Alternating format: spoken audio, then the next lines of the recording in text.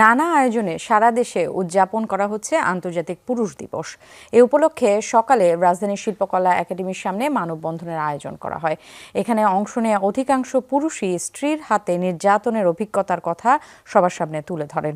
এ সময় তারা পুরুষের অধিকার নিশ্চিত ও নির্যাতন রোধে আইন করার দাবি জানান।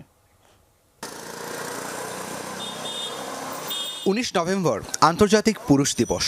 এ উপলক্ষে বেসরকারি সংগঠন এইট ফর ম্যান ফাউন্ডেশনের আয়োজনে মানববন্ধন করা হয়।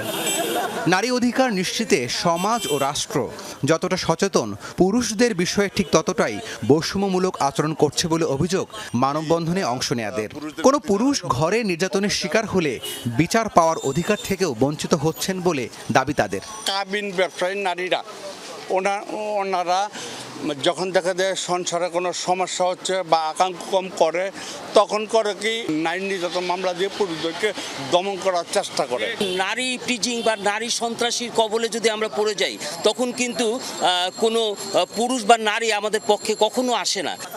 এ অবস্থায় পুরুষের অধিকার নিশ্চিত ও পুরুষ নির্যাতন রোধ আইন করার দাবি জানিয়েছেন বক্তারা। পুরুষ নির্যাতনের একটা আইন হওয়া প্রয়োজন বলে আমি মনে করি। সরকারের প্রতি আমার এইটুকু দাবি রইল। পারিবারিক সহিংসতা আইনটা কিন্তু লিঙ্গ নিরপেক্ষ নয়। এখানে পরিবারের নারী এবং শিশু এই আইনে বিচার চাইতে পারে। এখন আমি পুরুষ হিসেবে যদি পারিবারিক সহিংসতার শিকার হই, তাহলে আমি কেন বিচার চাইতে পারবো না? আমি আছি ঢাকায়, অথচ মামলাটা হচ্ছে চাঁদপুরে, মিথ্যা মামলা। তো এই ধরনের হয়রানিমূলক মামলা প্রতিটা ঘরে ঘরেই আছে।